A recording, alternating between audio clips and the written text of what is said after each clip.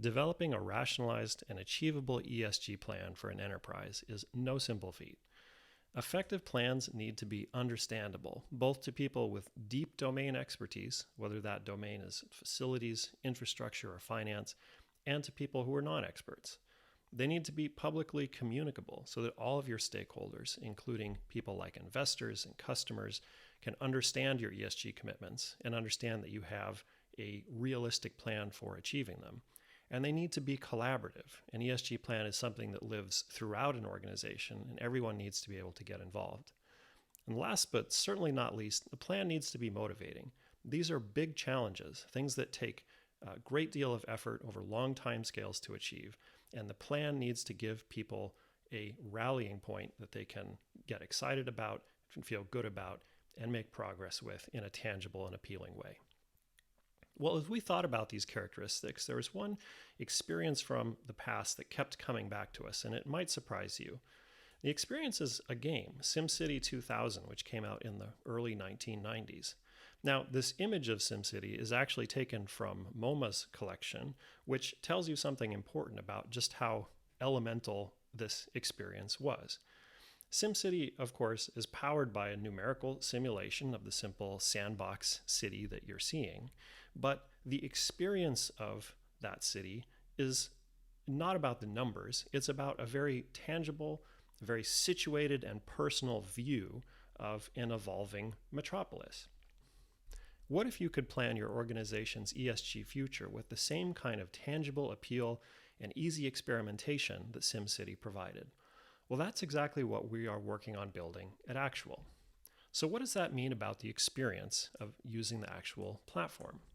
Well, it means that when I come into an element of my ESG plan, I'm not looking at rows and columns of numbers. It's not a spreadsheet.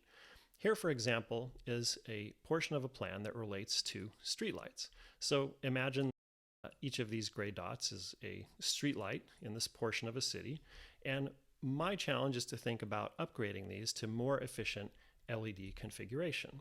Well, as I'm playing with this LED deployment, if I want to make changes to my model, say change some of the lights to use sensors or to use a different configuration of equipment, I don't have to go find an individual light somewhere in the labyrinth of a spreadsheet. I can just look at it on the map and paint over it with my configuration tool here to quickly change the characteristics of individual lights.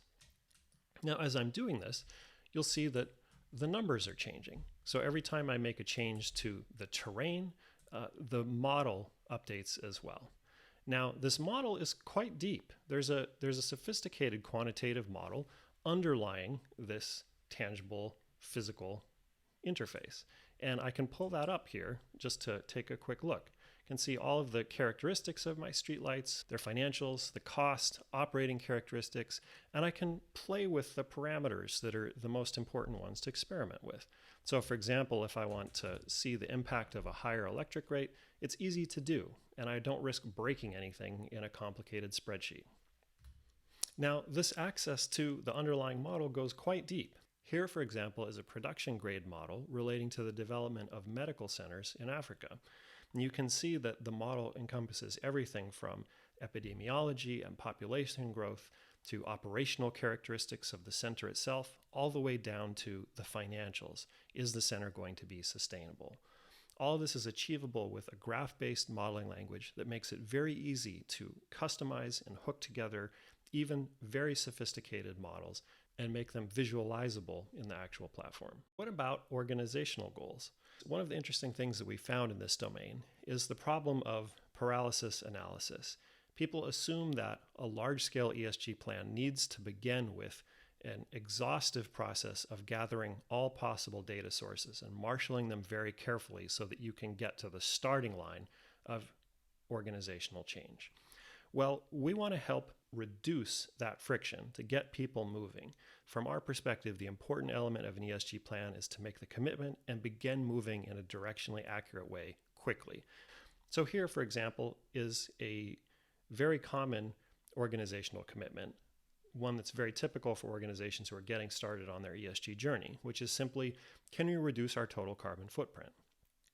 Well, to begin with an organizational level goal like this in Actual, It's easy to start. All you have to do is show us where your facility is located and begin by telling us just a little bit of information about your footprint.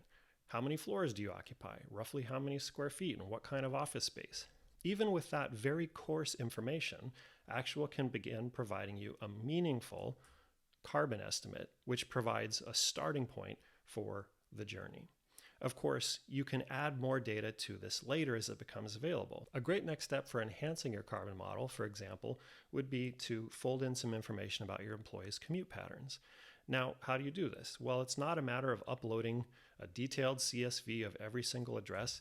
Instead, you can just paint on the map, show us roughly where people are coming from, make some simple ballpark estimates about the proportion who are driving versus commuting versus other means.